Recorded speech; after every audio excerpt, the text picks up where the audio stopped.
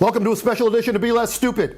I'm your host, John Hotchkiss. Today, we look at the origins of the coronavirus outbreak here in the U.S. and the president's colossal failures to protect the American people. The coronavirus was first detected in China in late December 2019, when their government confirmed that Chinese doctors were treating dozens of cases of an unknown flu.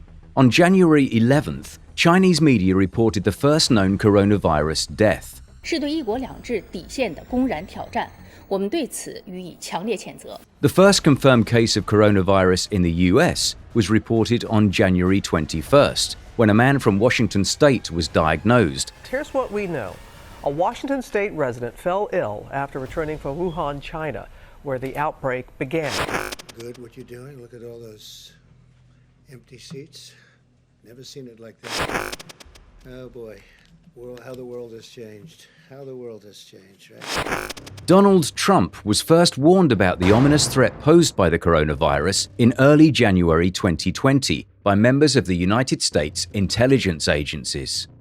However, the president repeatedly disregarded those warnings for several weeks and didn't activate government agencies tasked to deal with the pandemic. Even worse, the president actively downplayed the extent of the danger to the American people. We think we have it very well under control. We have very little problem in this country at this moment. Now, the virus that we're talking about, a lot of people think that goes away in April with the heat. On January 22nd, he said, "We have it totally under control." On January 24th, he tweeted, "It will all work out well." On January 29th, he tweeted, "We have the best experts anywhere in the world, and they are on top of it 24/7. And on January 30th, he tweeted, "We think we have it very well under control. We have very little problem in this country at this moment. 5, and those people are all recuperating successfully. But we're working very closely with China and other countries, and we think it's going to have a very good ending for it. So that I can assure you." I don't take responsibility at all because we were given The president's failure to act allowed the deadly pathogens to spread undetected across the US. The president's failures left American hospitals significantly crippled by shortages of face masks, gowns, and ventilators.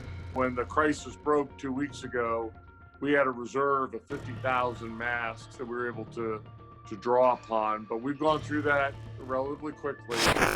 Ventilators we were concerned about, and now we're also using a single ventilator for multiple patients.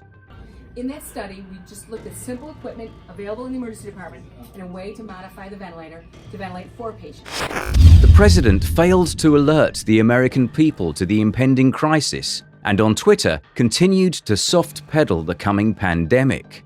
On February 7th, he tweeted, "Nothing is easy, but the Chinese president will be successful, especially as the weather starts to warm and the virus hopefully becomes weaker and then gone."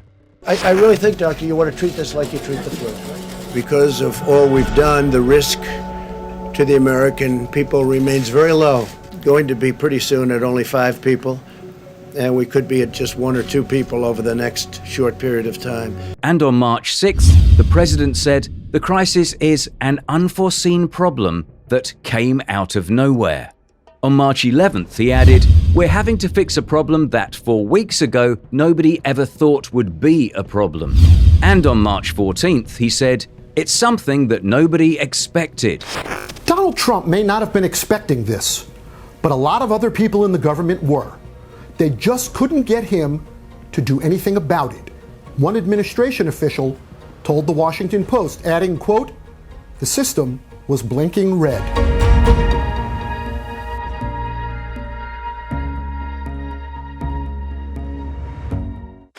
Alyx Azar, the president's Health and Human Services secretary, admits that he was alerted to the spreading of the deadly virus on January 3rd, 2020. And yet, despite multiple requests, Azar wasn't permitted to speak to President Trump until January 18th.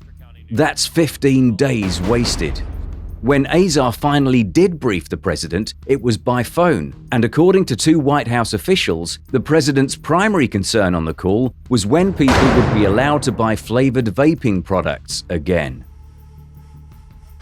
By early February, some members of the White House pressed the president to take the virus seriously. However, Trump continued to believe the virus had not spread widely enough throughout the US. On February 19th, the president said, "I think it's going to work out fine," adding, "I think when we get into April in the warmer weather, that has a very negative effect on that and that type of a virus." And on February 24th, the president tweeted, "The coronavirus is very much under control in the USA. Stock market's starting to look very good to me." Not taking the virus seriously isn't the only way that the president failed America. Donald Trump insisted to White House aides that China's president, because of their excellent relationship, was giving him reliable information about the spread of the virus in China. The Chinese president, however, was not telling President Trump the truth.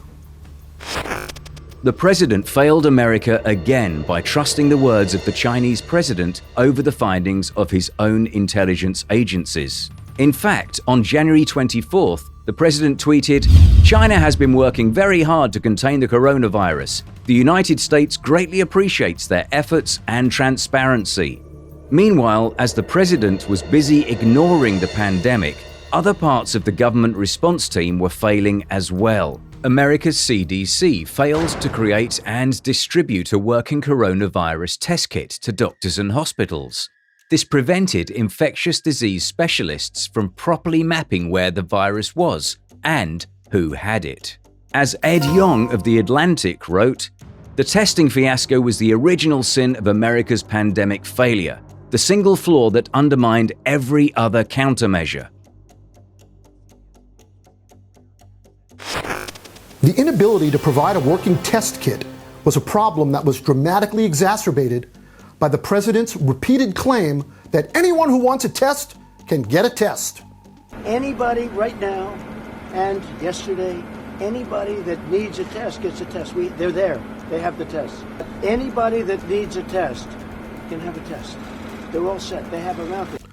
Not only was that a lie, and still is to a large extent, it also resulted in thousands of people swarming America's emergency rooms demanding tests because they had a sore throat or a cough. Yes, there were few tests. Even worse, many were wasted on patients who did not have the virus. Trump and his administration have other failures as well. When the White House discovered the CDC testing kits had failed, they refused an offer from the World Health Organization for new kits. Early in his administration, the president fired the Pandemic Preparedness Office that's part of the National Security Council.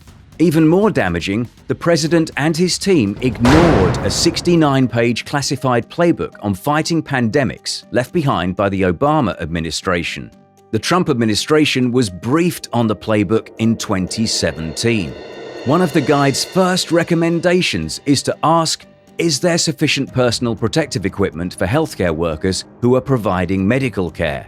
That recommendation has proven to be prophetic. The secret playbook goes on to add, if yes, what are the triggers to signal exhaustion of supplies? Are additional supplies available? If no, should the Strategic National Stockpile release PPE to states? The Obama Playbook also stresses the significant responsibility facing the White House to present a, quote, unified message on the federal response in order to best manage the public's concerns and questions. Early coordination of risk communications through a single federal spokesperson is critical, the playbook urges. However, the Trump administration's response to coronavirus has featured various conflicting messages along with a rotating cast of spokespeople.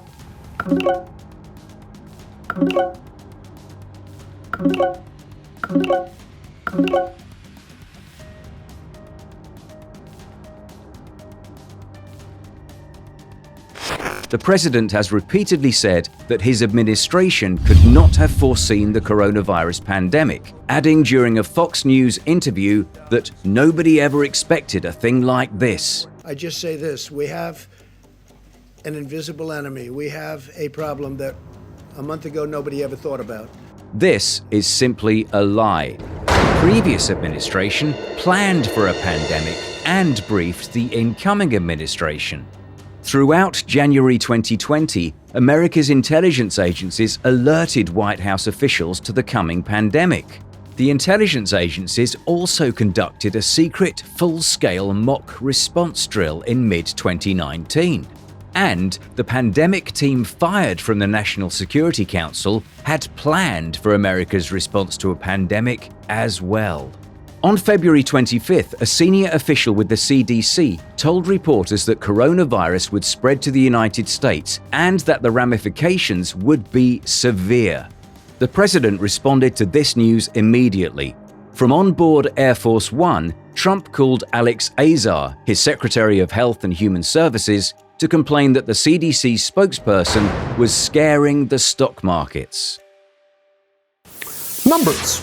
That is what this pandemic has been about for President Trump. Numbers. He wants the stock market's numbers to remain high because he sees that as the key to his re-election. And the president wants the numbers of the coronavirus infections and deaths to remain low.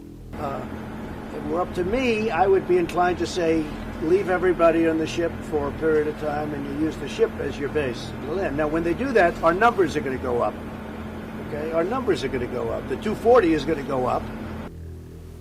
Numbers are the story of Donald Trump's life. He has the most money, the biggest inauguration crowd. The stock market's numbers have never been higher. The day after 9/11, he told the media that he had the tallest building in New York. 40 Wall Street actually was the second tallest building in downtown Manhattan. And it was actually, before the World Trade Center, was the tallest. And then when they built the World Trade Center, it became known as the second tallest, and now it's the tallest.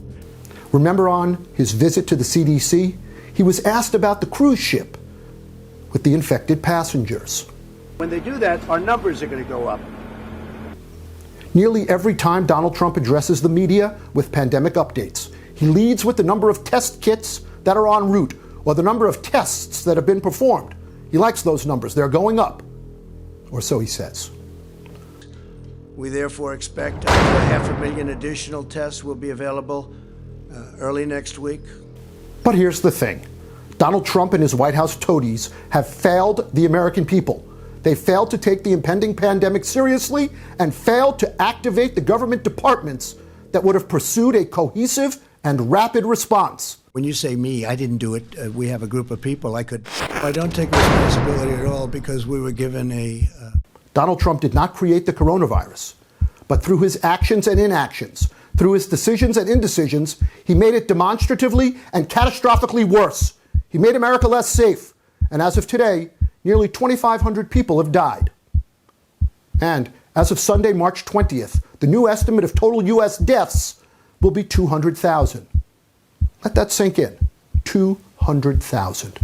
So you're talking about 2.2 million deaths, 2.2 million people from this. And so if we could hold that down, as we're saying, to 100,000, it's a horrible number. Maybe even less, but to 100,000. So we have between 100 and 200,000. We all together have done a very good job. But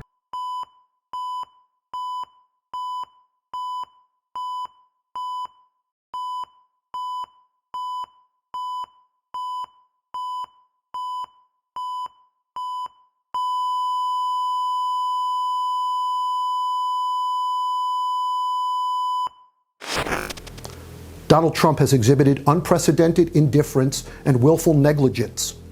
On November 3rd, America must vote him out of office. people die from the flu, and this is very unusual. And it is a little bit different, but in some ways it's easier, and in some ways it's a little bit tougher. But we have it so well under control. I mean, view this the same as the flu, when somebody sneezes. Be less stupid. No one gets you closer.